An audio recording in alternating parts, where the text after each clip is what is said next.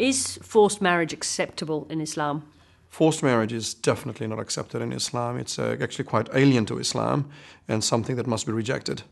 So what is a proper marriage then?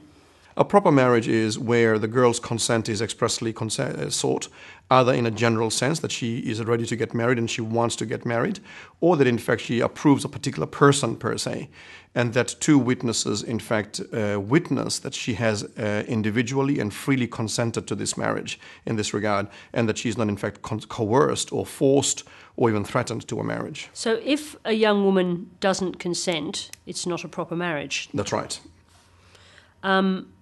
What's the difference between coerced and forced? Not necessarily. I think more semantics. Coercion could be that, you could be given, I suppose, the way I see coercion and looking at it from an application perspective, that people could be, promised all sorts of gifts. I'll take you to the land of the honey and I'll make your life much fantastic and all that kind of stuff. Or secondly, forced, where you in fact would be threatened and asked to marry a particular person, and if you did not, violence or even death could come upon you. Do you see, are there cases in arranged marriage where there's so much coercion, it's effectively a forced marriage, that there's so much community or family pressure that it comes to the same thing? Do you see that? Definitely so. With arranged marriage, first and foremost, arranged marriage is permissible in Islam in its true sense, and in which where the daughter, in fact, defers her rights of consent in a general sense to the father or to the guardian. And that is many of the marriages. However, without a doubt, there are marriages which ultimately happen under the guise of arranged marriage, which are either coerced or forced. Have you seen that here in Sydney? Without a doubt, definitely so. So what sort of circumstances have you seen? I have seen situations where people have been coerced that if you do not marry such and such a person, we will cut you out of the family, for example. I would consider that to be a coercion.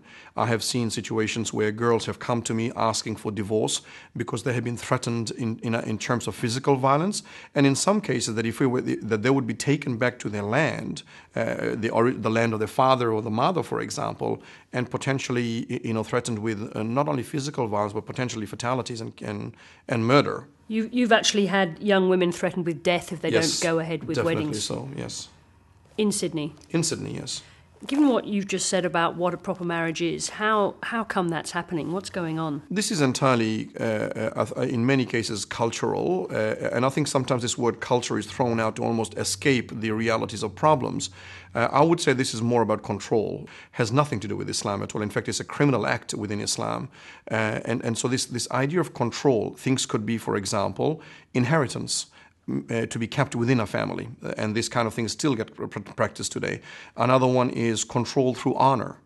That if I get married to this particular, if I get my daughter married to this particular family, then we in fact get honor because of all of this, and therefore we would be given place in government and place in our own community, etc. So these are the reasons by which people actually do so: money, honor. Status as far as that is concerned. And I'm speaking from a negative perspective. If somebody's wealthy and they're both happy to get married to each other, that's fantastic, but not to be forced into a situation to actually take the advantage of that situation.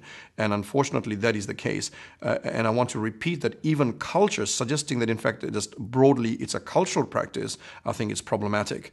It's certainly without a doubt a chauvinistic, a control measure, and in many cases so that you can keep things within a family when it comes to wealth and things like that. Do you think that's going on today in marriages in the ethnic communities here in Australia, that women stay in violent situations? Oh, without a doubt. Without a doubt. Whether it can be, if I could call it, if there is something called soft violence, to this hard violence, without a doubt, unfortunately. It's one of those things that by civilizational age and time, it's one of the things that women continue to be victims of, to become slaves to their marriage, which is an unfortunate and a real criminal problem.